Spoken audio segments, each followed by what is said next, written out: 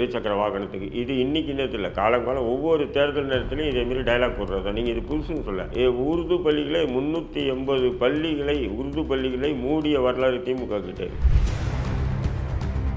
அது எப்படிங்க, கரை ஒட்டி இருக்கிறது பட்டா இடமா, கரைக்கு தள்ளி இருக்கிறது புறம்போக்கு இடமா, ஆக்கிரமிக்கப்பட்ட இடமா? இது என்ன லாஜிக்கே சரியில்லையே.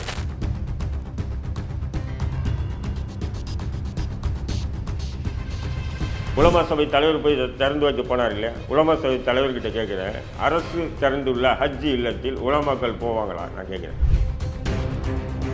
இந்த உலமாக்களுக்கு மானியம் கொடுக்கறது, ஃபண்டு கொடுக்குறேன்றாங்க மாதம் மாதம் உதவி, அதெல்லாம் அவங்களுக்கு பயன்படாதா? ஏங்க, வக்ஃப் போர்டில் வர வருமானத்தை என்னங்க பண்ணுறீங்க நீங்கள்? அதுலேருந்து எடுத்து கொடுக்குறது தான். பாஜக ஆளும் மாநிலங்களிலும் கூட முதல்வர் ஸ்டாலின் போன்றவர் போல எங்களுக்கு முதல்வர் வேண்டும் என காது குளிர கேட்கிறோம் காதல் மீது பேசுறாரு. ஏன் இந்த சாகர வயசில் உனக்கு இது போன்ற ஒரு அற்பத்தனமான ஒரு அநியாயக்காரனுக்கு துணை போறீங்க? ஸ்டாலினை போல ஒரு முதல்வர் எங்களுக்கு மட்டுமல்ல, தமிழ்நாட்டிலே உள்ள இந்தியாவில் உள்ள எல்லா மாநிலத்துக்கும் அப்படித்தான் வேண்டும் என்று சொன்னார். ஏன் இதே 10 ஆண்டுகள் அதிமுக ஆட்சி இருந்தது, அப்பெல்லாம் முஸ்லீமெல்லாம் ஈமான் இழந்து செத்து போயிட்டு இருந்தானா? அதிமுக ஆட்சியில் எத்தனை பேர் பொருள் கிடைச்சது சிறைவாசிகளுக்கு? திமுக ஆட்சியில் எத்தனை பேர் கிடைச்சது? ஒப்பீட்டு அளவில் சொல்லுவாங்க.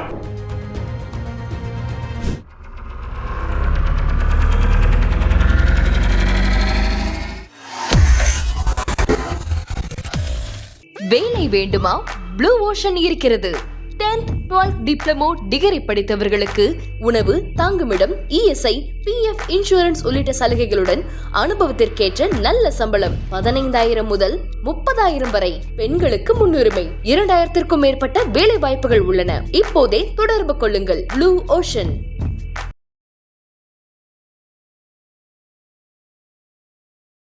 ஐத்தமிழ் நேயர்களுக்கு வணக்கம். இன்றைய நேர்காணலில் நம்மோடு இணைந்திருக்கிறார் ஐஎன்எல்பி கட்சியினுடைய தலைவர் திரு தடா ரஹீம் அவர்கள். வணக்கம்.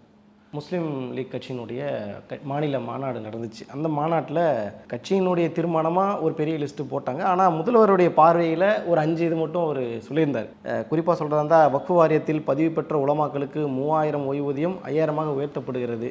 அரசு உயர்நிலை மேல்நிலைப் பள்ளிகளில் இருக்கக்கூடிய 10 உருது மொழி ஆசிரியர் காலி பணியிடம் நிரப்பப்படும். சென்னை மதுரையை தொடர்ந்து கோவையில் வக்ஃப் வாரியம் அமைக்கப்படும். உலமாக்களில் முதல் கட்டமாக 1000 பேருக்கு இருசக்கர வாகனம் வாங்க மானியம் 5000 உயர்த்தப்படும். கல்லறை தோட்டம், அந்த கபரஸ்தான் தோட்டம் இல்லாத இடங்கள் அரசு நிலம் தேர்வு செய்து அமைக்கப்படும்ன்ற மாதிரி கொடுத்துருக்குறாங்க. தொடர்ச்சியாக இஸ்லாமிய தலைவர்கள், நம்ம போன முறையிலையும் நம்ம பேசியிருந்தோம், இஸ்லாமிய தலைவர்கள் எந்த அளவுக்கு திமுகவுக்கு ஆதரவு கொடுக்குறாங்க. இப்போ இந்த மாதிரியான விஷயங்கள் சொல்லும்பொழுது இஸ்லாமிய மக்களும் ஆதரவு கொடுப்பாங்களா அப்படிங்கிற கேள்வி வருது. இல்லை, இது தேர்தல் நெருக்கத்தில் இப்படி ஒரு மாநாடு திமுக போட சொல்லி முஸ்லீம் லீக், ஏன்னா முஸ்லீம் லீக்குன்னு சொல்லி ஒரு தனி அமைப்பு அது காகிதமில்லத்தோடு முடிஞ்சது. இப்போ திமுகவுடைய சிறுபான்மை பிரிவாக தான் முஸ்லீம் லீக் செயல்படுத்துவார். அதை அவங்க பெருமையாக தானே எடுத்துக்கிறாங்க.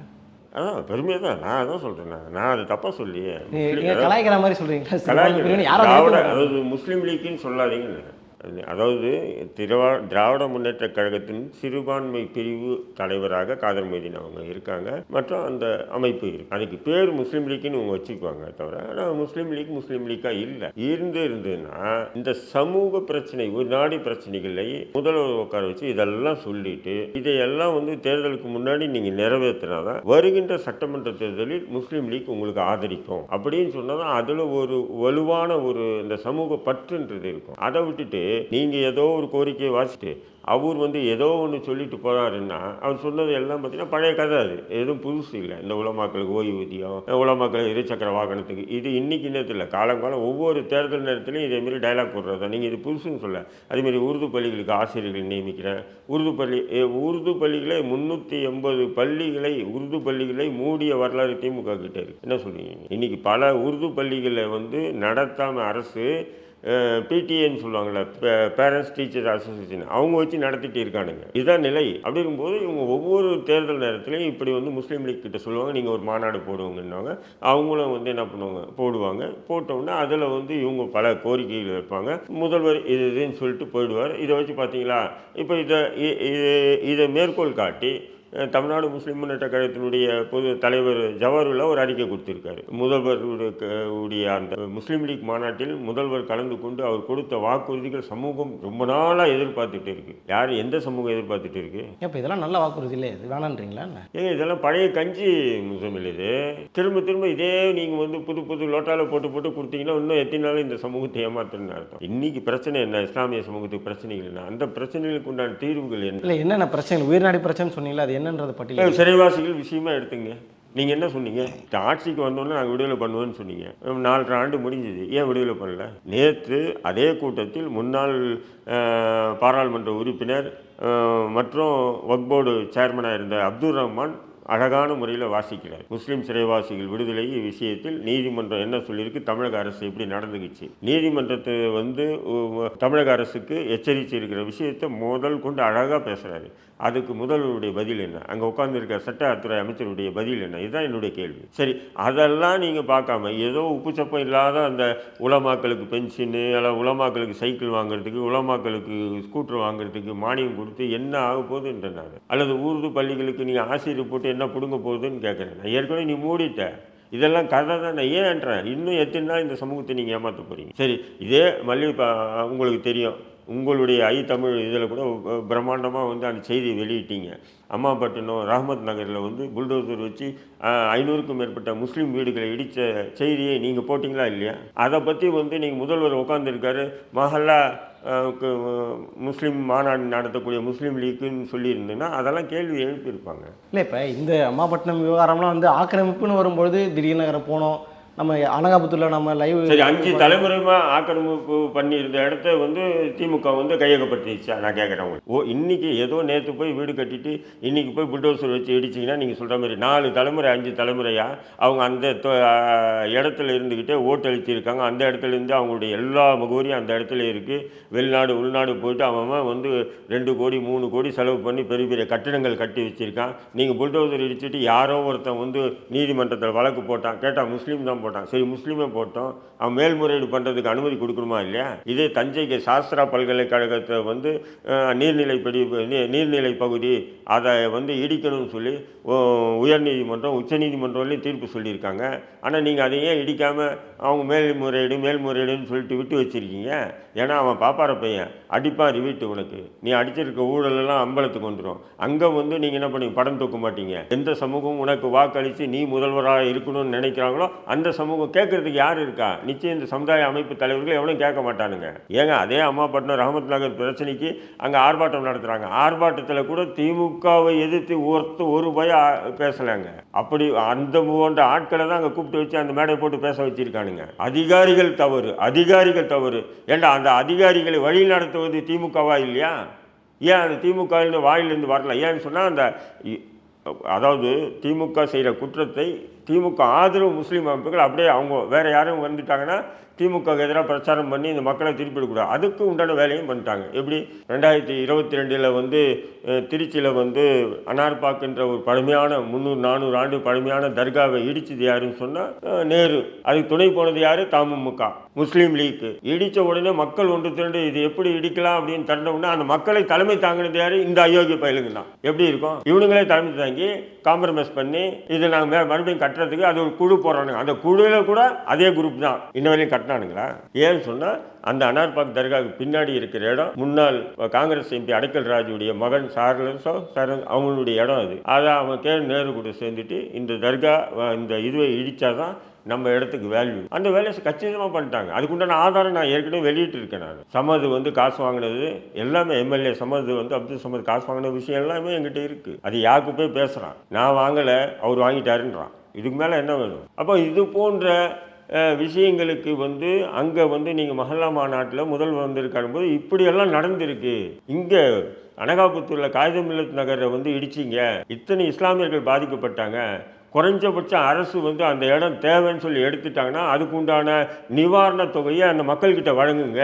கேட்கணுமா இல்லையாங்க? சரி, அரசு எடுத்துக்கிட்டான் அந்த இடத்த, அதுக்கு நிவாரண தொகை வழங்கணுமா இல்லையா? அதை விட்டு நான் கண்ணகி நகர் பக்கத்தில் இதில் இடம் கொடுத்துருக்கேன்னு சொன்னால் இங்கே இப்போ 2 கோடி ரூபாயில் வீடு வச்சுருக்குவேன். கண்ணகி நகரில் போயிட்டு ஒரு ரூமு ஒரு இந்த இதில் இருக்க முடியுமா? அவன் குடியிருப்பு பகுதியில் இருக்க முடியுமா? சொல்லுங்கள். 1 கோடி ரூபாய் இடம்னா இப்போ கூட மெட்ரோ எடுக்கிறான். என் இடம் 1 கோடி ரூபாய் இடம் போகுதுன்னா 1 கோடி கொடுத்துட்டு எடுக்கிறானா இல்லையா மெட்ரோ? அந்த மாதிரி எடுங்க. ஆக்கிரமிக்கப்பட்ட இடம் 2028 வரையும் அவன் வீட்டு வரி கட்டியிருக்கான். எப்படி ஆக்கிரமிக்கப்பட்ட இடம்? அப்போ எந்த மயிருக்கு நீங்கள் வந்து வீட்டு வரி வாங்கினீங்க? இதே தாம்பரம் நகராட்சி தானே வாங்கியிருக்கு அனகாபுத்தூர் இது காகிதமில்லத் நகருக்கு. அப்போ அங்கே ஒவ்வொருத்தனுடைய கனவு எப்படி இப்படி இருக்கும். அந்த ஒரு வீடு கட்டும்போது அவன் எந்த நாட்டில் போய் எப்படி கக்கூஸ் கழுவி இல்லை எது கழுவி இல்லை யார்கிட்ட போய் சொல்லி எப்படியெல்லாம் அவன் வந்து கஷ்டப்பட்டு ஒரு வீடு கட்டணுன்ற ஒரு இன்றைக்கி இன்றைய இளைஞர்களுடைய ஒரு கனவுன்னு சொன்னால் நமக்குன்னு ஒரு வீடு வேணுண்டான்னு சொல்லிட்டு எப்படியெல்லாம் கஷ்டப்பட்டு கட்டுறவனுக்கு தெரியுங்க. அவங்கள போய் ஊரை கொள்ளை அடிச்சுட்டு உள்நாடு வெளிநாடு முதலீடு பண்ணிவிட்டு அதன் மூலிமா வாழ்கிறவனுக்கு தெரியாது இந்த அருமை பெருமைலாம். அந்த விஷயங்கள் அந்த மஹல்லா மாநாட்டில் பேசப்பட்டதா? அது கூட விட்டுருங்க. இப்போது இங்கே இதில் வந்து பார்த்திங்கன்னா அந்த அப்துல் காதர் ஜிலானி மசூதியும் ஒன்று இருக்குது எங்கள் நெல்லையில் திசைன் விலை பக்கத்தில்.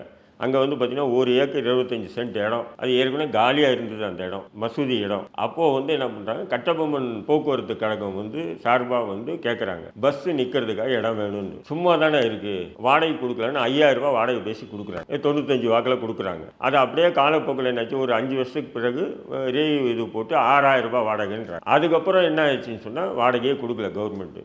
அதை அவங்க என்ன பண்ணுறாங்க, பள்ளி நிர்வாகம் கோர்ட்டுக்கு போகிறாங்க. கோர்ட்டுக்கு போனவொடனே என்ன ஆகுது, கோர்ட் ஆர்டர் கொடுத்தது இல்லை இது பள்ளிவாசல் இடம் தான், அத்தனை டாக்குமெண்ட் அவங்ககிட்ட இருக்குது, இடத்த பள்ளிவாசல் ஒப்படைங்கன்னு 2000 வாக்கிலே சொல்லிட்டாங்க. அதிமுக ஆட்சின்னு சொல்லிட்டாங்க. சொன்ன உடனே என்ன பண்ணால் மேல்முறையீடுன்னு சொல்லிட்டு சரி இப்போ நீங்கள் திமுக ஆட்சி தானே. இப்போ உயர்நீதிமன்ற பெஞ்சு உட்காந்து விசாரித்து வித்தின் அதாவது ஒரே வாரத்தில் இந்த இடத்த வந்து பள்ளிவாசலிடம் ஒப்படைக்கணும்னு சொல்கிறாங்க இப்போது கடந்த மாதம். ஆனால் இது சம்மந்தமாக வந்து அங்கே வந்து சபாநாயகர் அப்பாவுக்கிட்ட பிரஸ்காரங்க கேட்குறாங்க, ஏன் பள்ளிவாசல் இடத்த இன்னும் ஒப்படைக்காமல் இருக்கீங்க, நீதிமன்ற உத்தரவு வந்த பிறகுன்னு ஒரு கேள்வியை கேட்கும்போது அப்படியே கொஞ்ச நேரம் தனிச்சு சொல்கிறாரு. இருந்தாலும் அது பள்ளிவாசல் இடம் இல்லைங்க, அது புறம்போக்காடுங்க, அது பள்ளிவாசல் எங்களுதுன்றாங்க. எப்படி உயர்நீதிமன்றம் பெஞ்சு உத்தரவு போட்டு கூட கொடுக்கல. ஆனால் நீங்கள் என்ன பண்ணுறீங்க, அம்மாப்பட்டினத்துக்கு மட்டும் வந்து கோர்ட் ஆர்டர்னு சொல்லிட்டு ஒரே இரவா வந்து அத்தனை வீடுகளையும் அடிக்கிறீங்க. இல்லை இப்போ நீங்கள் சொல்லக்கூடிய பிரச்சனை மாதிரி எல்லா சமூகத்துக்குள்ளேயும் அந்த பிரச்சனை இருக்குல்ல. நகாபுத்தூரில் போனது பெரும்பான்மையானவர்கள் இந்து சமூகத்தை சேர்ந்தவர்கள் தானே. ஆனால் அதே சமூகத்துக்கு பல திட்டங்களை கொண்டு வந்து சேர்க்கிறாருல. இப்போ ஒரு பக்கம் நல்லது நினைச்சிடும், ஒரு கெட்டது இருக்க தானே செய்யும். நீங்கள் அதை மட்டும் தான் எடுத்துப்பேன், இதை எடுத்துக்க மாட்டேன். இப்போ நானே சொல்கிறேன், அதை மட்டும் எடுத்துக்க மாட்டேன், இதுக்கு மட்டும் எடுத்துக்க மாட்டேன்றது இல்லை. நீங்கள் அனகாபுத்தூரில் வந்து நீங்கள் வந்து நீர்நிலை பிடிப்புனா அதுக்கு உண்டான நிவாரணத்தை ஏன் வழங்கலைன்றது தான் என்னுடைய கேள்வி. நிவாரணம் வழங்கணும். இந்த இடம் வந்து இப்படி இருந்துச்சுன்னா அப்போ அந்த இடத்த நீங்கள் ஒரு கமிட்டி வச்சு ஆய்வு பண்ணுங்கள். ஒவ்வொருத்தரும் எவ்வளோ செலவு பண்ணி வாங்கியிருக்கான், வீடு இடம் வாங்கியிருக்கான்னு பாருங்கள். ஒருத்தன் 1 கிரவுண்ட் இடம் வந்து 2 கோடியில் வாங்கி 4 கோடியில் கட்டி வச்சிருப்பான். நீங்கள் புல்டோசர் வச்சு இடிச்சிட்டு நீ போட கண்ணகி நகரோ இல்லை அந்த பக்கம் போய் இது உனக்கு இடம் கொடுத்துருக்கான் அங்கே போகணும்னு சொன்னால் எப்படி போக முடியும் சொல்லுங்கள். அப்போ அந்த நீங்கள் சொல்லக்கூடிய அந்த அனகாபுத்தூர் இடம் இந்து முஸ்லீம் எல்லாரோட முஸ்லீம், அதாவது காகிதமில்லத் நகர்ன்றது முஸ்லீம், அது பக்கத்தில் இருந்ததெல்லாம் இந்து தான், ஒரு பகுதி தான். அப்படி இருக்கும்போது அப்போ நீங்கள் என்ன பண்ணணும், எதிர்க்க காசா கிரவுண்டு இருக்குது ஏன் இடிக்கலை, அது இது இருக்குங்க அவங்க பட்டா இடம். அது எப்படிங்க, கரை ஒட்டி இருக்கிறது பட்டா இடமா, கரைக்கு தள்ளி இருக்கிறது புறம்போக்கு இடமா, ஆக்கிரமிக்கப்பட்ட இடமா? இது என்ன லாஜிக்கே சரியில்லையே. சரி, இது சம்மந்தமாக வந்து முஸ்லீம் அமைப்பு தலைவர்களும் அங்கே போனானுங்க, இது திருமாவளவன் போனார், கம்யூனிஸ்ட் கட்சிகள் போனாங்க, எல்லாம் போய் அங்கே கண்டிச்சிங்களா இல்லையா? அந்த கண்டனத்தை முதல்வரை கண்டித்து நீங்கள் என்ன நடவடிக்கை எடுத்தீங்க? இன்னும் எத்தனை நாளாக இந்த முஸ்லீம் சமூகத்தை நீங்கள் இப்படியே தாஜா காட்டி ஏமாற்றி வாக்குக்கு வங்கியை பறிக்கலான்னு நினைக்கிறீங்க? இதை எதிர்த்து கேட்டால் பாஜக பி டீம் இது சொல்லிக்கிடா, ஏதோ ஒன்று சொல்லிக்கிட்டு போங்க, அதை பற்றி கவலை இல்லை. நமக்கு தேவை. நேற்று கூட அந்த மாநில மாநாட்டில் முதல்வர் இந்த கோரிக்கை வைக்கும்போது முஸ்லீம் லீக் தலைவர் என்ன பண்ணோம், எழுந்து நின்று மயக்க பிடிச்சி பாருங்கள், நாங்கள் வச்ச கோரிக்கை இது, நீங்கள் நிறைவேற்றுற கோரிக்கை இது எங்களுக்கு தேவையில்லை, நாங்கள் வச்ச கோரிக்கையை அத்தனையும் நிறைவேற்றணும், இல்லை என்றால் வருகின்ற சட்டமன்ற தேர்தலில் நாங்கள் முஸ்லீம் லீக் திமுகவுக்கு எதிராக நாங்கள் கூட்டணியிலேருந்து விலகுவோன்னு ஒரு அறிக்கை கொடுத்துங்க. திமுக பயப்படுறா இல்லையா பாருங்கள். இல்லை, அவர் பேசுனதெல்லாம் வேற மாதிரில இருக்குது. என்னன்னு, இஸ்லாமிய சமூகம் திராவிட மாடல் ஆட்சிக்கு உறுதுணையாக வந்து கொண்டிருப்பதை முதல்வருக்கு காட்ட வேண்டியதான் மாநாட்டை கூட்டினோம். எனக்கு வாழ்த்து பாட தான் தெரியும், வசைப்பாட தெரியாது. தமிழகம் மட்டுமின்றி இந்தியாவில் உள்ள எல்லா மாநிலங்களிலும் முதல்வர் ஸ்டாலின் போல எங்களுக்கு முதல்வர் வேண்டும் என்கிறார்கள். பாஜக ஆளும் மாநிலங்களிலும் கூட முதல்வர் ஸ்டாலின் போன்றவர் போல எங்களுக்கு முதல்வர் வேண்டும் என காது குளிர கேட்கிறோம்னு காதர் மீதின் பேசுறாரு. அப்போ பிரச்சனை வந்து தடாரஹீம் கிட்ட தான் இருக்குது, இஸ்லாமிய தலைவர்கள்ட்ட இல்லை. சரி, நான் சொன்ன இந்த குற்றச்சாட்டுகள்லாம் இப்போ நம்ம பார்க்குறவங்க இல்லை, அவங்க புரிஞ்சுக்குவாங்க. காதர் மைதீன் வந்து ஏன் வயசான காலத்தில் நீ செத்தன்னு சொன்னால் உனக்கு குடி கூட வந்து போய் பள்ளிவாசலில் போய் பிச்சை எடுத்து தான் உன்னை அடக்கம் பண்ண போகிறாங்க. ஏன் இந்த சாகிற வயசில் உனக்கு இது போன்ற ஒரு அற்பத்தனமான ஒரு அநியாயக்காரனுக்கு துணை போகிறீங்க? இதுதான் என்னுடைய கேள்வி. கேட்டால் பாஜக தவிர்த்து உங்களுக்கு அரசியலே இல்லையா? நான் கேட்குறேன், பாஜக ஆளக்கூடிய யூபியில் வந்து முஸ்லீம் எல்லாம் செத்து போயிட்டானா? போராடுறான் இல்லை, ஜெயிலுக்கு போகிறான் இல்லை, என்கவுண்டரில் கொல்லப்படுறான் இல்லையா? இருந்தாலும் அது ஒரு அநியாயக்காரனை எடுத்து போராட்டிட்டு வாழ்ந்துட்டு தானுங்க இருக்கான். அந்த மாதிரி சூழல் திராவிட மாடல் ஆட்சியில் இல்லையே. கேரளாவில் இருக்கா?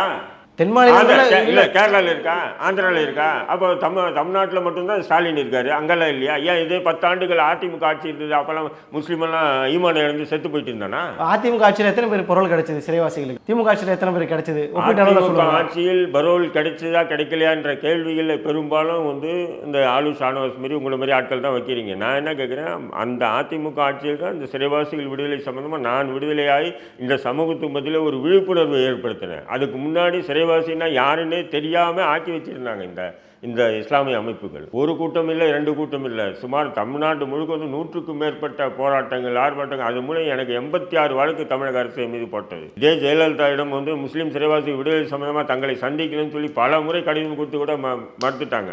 அப்போ தான் நான் என்ன பண்ணேன், சரி நாங்கள் வந்தால் தான் மறுக்கிறீங்க, கழுத கழுத்தில் நாங்கள் வந்து கட்டி அனுப்புகிறோம் எங்களுடைய கோரிக்கை, அப்பயாச்சும் நிறைவேற்றுங்கன்னு சொல்லும்போது, அப்போ என்னை வந்து ஊருக்கு போயிட்டு இருக்கும்போது ஊரில் அங்கேருந்தே அரெஸ்ட் பண்ணி தூக்குறான். ஏன்னு சொன்னால் அந்த கழுத கட்டிலிருந்து ஒரு அபசகுணமாக பார்த்துட்டு, இல்லையா அந்த 40 சிறைவாசிகளை சாகடித்து அவங்களுடைய பிரேதத்தை ஒப்படைங்கன்னு சொல்லி ஜனாதா போராட்டங்களை நடத்தியிருக்கோம். இப்படியெல்லாம் விழிப்புணர்வு ஏற்படுத்தி தான் இன்றைக்கி அந்த மாதிரி விழிப்புணர்வு ஏற்படும் போது தான் திமுக என்ன பண்ணுது, அடடா இது இந்த சமூகத்துக்கு முக்கியமான பிரச்சனையாக இருக்குதுன்னு சொல்லி தான் வாக்குறுதி கொடுக்குறாங்க. நாங்கள் ஆட்சிக்கு வந்தோன்னே எல்லாரும் விடுதலை பண்ணுவோம்னு சொல்லி. அப்போ ஆட்சிக்கு வந்தீங்க இல்லையா, விடுதலை பண்ணிட்டீங்கன்னா ஏன் ரஹீம் உங்களுக்கு எதிராக பேசுகிறான்? பிரச்சனை ரஹீம் கிட்டே இல்லை, காதர் மைதீன் போன்ற அண்ணா அறிவாலய அடிமைகள் கிட்டே இருக்குது. இல்லை இப்போ 4 வருஷம் எடப்பாடி பழனிசாமி ஆட்சி நடந்துச்சு. அந்த டைமில் எத்தனை பேர், நான் அதான் திருப்பி நான் அந்த கேள்வி தான் வரேன், எத்தனை பேருக்கு பரவல் கொடுத்தாங்க? திமுக ஆட்சியில் எத்தனை பேர் கொடுத்தாங்க? ஒப்பீட்டு அளவில் நீங்கள் பேசினாலே தெரிஞ்சிடும்ல. அதுதான்மா நீங்கள் நேற்று போய் நீங்கள் இப்போ ஒரு 10 நாள் முன்னாடி நீங்கள் போய் எடப்பாடி பழனிசாமி பார்த்து நீங்கள் வேற கொடுக்குறீங்க. நீங்கள் ஒரு விஷயத்தை நல்லா புரிஞ்சுக்கணும், இதை பேசு பொருள் ஆக்கினது யார்? எந்த ஆட்சியில்? அதிமுக ஆட்சியில் தான் பேசு பொருள் ஆக்கணும். அத்தனை போராட்டங்கள் பண்ணி மக்கள் மத்தியில், இஸ்லாமிய மக்கள் மத்தியில் இத்தனை பேர் சிறையில் வந்து ஒரு 50க்கும் மேற்பட்டவர் ஆயுள் தண்டனை பெற்று 20-25 ஆண்டுகளாக சிறையில் இருக்காங்கன்னு மக்கள் மத்தியில் கொண்டு போகிறதுக்கு அவ்வளோ கஷ்டமாயிடுச்சு. எந்த அமைப்பும், ஏன் இதே அமைப்புகள் கூட பொதுவாக தான் பேசுவானுங்க, என்னன்னு ஆயுள் தண்டனை சிறைவாசிகள் விடுதலை செய்யுங்கன்னு சொல்லி தீர்மானம் போடுவானுங்க. அதையும் மீறி முஸ்லீம் ஆயுள் தண்டனை, அரசியல் ரீதியாக சிறை சென்ற முஸ்லீம் ஆயுள் தண்டனை விடுதலை செய்யுங்கன்னு தீர்மானம் போட வச்சது அது எங்களுடைய வெற்றின்னு சொல்லுவோம். அவ்வளோ போராட்டங்கள், அவ்வளோ பிரச்சனைகள், கொஞ்சம் நஞ்சமானது இல்லை. எல்லா கட்சியுமே சொந்தம் கொண்டாடி தானே எல்லாரும் எப்போ சொன்னாங்க? இப்போ அந்த திமுக ஆட்சி வர்றதுக்கு கொஞ்ச நாளைக்கு முன்னாடி தான் அந்த மாதிரி முஸ்லீம் சிறைவாசின்னு எடுத்தானுங்க. அதுக்கு முன்னாடி நாங்கள் மட்டும்தான். அது பெருமைக்காக சொல்கிறேன், யதார்த்தத்தை சொல்கிறேன். நான் அதிமுக ஆட்சியில் அவ்வளவு போராட்டங்கள், எஸ்எல்ஏ என்ற ஒரு கொடிய நோய் தாக்கப்பட்டு ஒருத்தன் வந்து மருத்துவமனைக்கு கூட அவனுக்கு அனுமதி இல்லாமல் இருந்தது அதிமுக ஆட்சியில். அப்போ தான் வந்து டிஜிபி அலுவலகம் முற்றுகை போட்டோம். அப்போ தான் டிஜிபி கூப்பிட்டு சொன்னார், இதெல்லாம் தவறான முன்னுதாரணம், நான் ரிமாண்ட் பண்ணுங்க சார்ன்ட்டேன் நான். ஏன்னு சொன்னால் அவன் வந்து நாளைக்கு பொண்டாட்டி ஓட்டா கூட டிஜிபி அலுவலகம் முற்றுகையிடுவான். இது என்ன இது முன்னுதாரணத்தை இருப்பு, தவறான முன்னுதாரணம். நான் எனக்கு அதெல்லாம் தேவையில்லை, நீதிமன்றம் உத்தரவு கொடுத்துருக்கு பரோல் கொடுங்கன்னு, நீங்கள் வந்து போலீஸ் ஏன் மறுக்கிறீங்க அப்படின்னு. அதுக்கப்புறம் தான் என்ன பண்ணாங்க, சரி அவனுக்கு நான் மருத்துவம் பார்க்குறேன்னு சொல்லி குப்புசாமி மருத்துவமனை, தனியார் மருத்துவமனையில் வச்சு சுமார் 18-20 லட்சம் ரூபாய் அரசு செலவில் அவனுக்கு மருத்துவம் பார்த்தாங்க. அது போன்ற விஷயங்களை நாம் வந்து என்ன பண்ணுறோம், பொதுமக்கள் மத்தியில் இந்த போராட்டங்கள் மூலிமா, ஆர்ப்பாட்டங்கள் மூலிமா விழிப்புணர்வு ஏற்படுத்த அது மக்கள் மத்தியில் அது ஒரு பேசு பொருள் ஆச்சு. பேசு பொருள் ஆனதுக்கப்புறம் தான் எல்லா சமுதாய அமைப்புகளும் பேசுகிறாங்க. அப்போ தான் திமுக வாக்குறுதி கொடுத்து நிறைவேற்றுங்கடான்னு சொன்னால், அதை விட்டுட்டு அதிமுக செஞ்சாங்கன்னா இந்த ஷானவாஸ் அப்படி தான் பேசுவான். நான் என்ன சொல்கிறேன், நீங்கள் ஒரு முஸ்லீம், நான் ஒரு முஸ்லீம், ஒரு சமூகத்தினோட ஒரு நாடி பிரச்சனை சட்டமன்றத்தில் வந்து எதிர்கட்சியே வந்து அதை வைக்கும்போது அப்போ என்ன பண்ணணும், எதிர்கட்சி தலைவரை கை கொடுத்து எங்கள் சமூக பிரச்சனைக்கு நீங்கள் பேசுறதுக்கு நன்றிங்கன்னு சொல்லணுமா? அதை விட்டு நீங்கள் 10 வருஷம் ஆண்டுட்டு இருந்தீங்களே, என்ன பிடுங்க நீன்னு கேட்கணும். எது போன்ற அரசியலை இந்த சமூக தலைவர்கள் எடுக்கிறாங்க பாருங்கள். அப்போ நீங்கள் திமுகவுக்கு அண்டி பிடிச்சி நீங்கள் ஏதோ சில எம்எல்ஏக்கள் ஆகி நீங்கள் சொகுசாக வளமாக வாழணுன்றதுக்காக இந்த சமூகத்தை அடக்க வைப்பீங்க. நாங்கள் பொத்தி மூட்டி இருக்கணும். முஸ்லீம் வீடு இடித்தாங்கன்னா ஆக்கிரமிக்கப்பட்ட இடம் தான் சொல்லுவீங்க, நம்மளும் அமைதியாக இருந்துக்கணும். பள்ளிவாசல் இடத்த வந்து அரசு கொடுக்க மாட்டேன் மறுக்குதுன்னு சொன்னால் அப்போவும் நீங்கள் கம்முன்னு இருக்கணும். அப்போ இப்போ எல்லாத்தையும் சைலண்ட் மூடில் இருக்கணும்னு சொன்னால் நான் எங்கே பிஜேபி எதுக்கணும், வந்துட்டு போகிறான். ஏன்னா அந்த கொடுமை வந்து இதோட கொடுமையாக இருக்க போது எதிர்கொள்வோம், பயந்தீங்களா போய் சாவுங்க. நான் அப்படி தான் சொல்லுவேன். நான் எதிர்கொள்ள தயாராக இருக்கேன். பாஜக இல்லை, RSS எவன் வரட்டும்.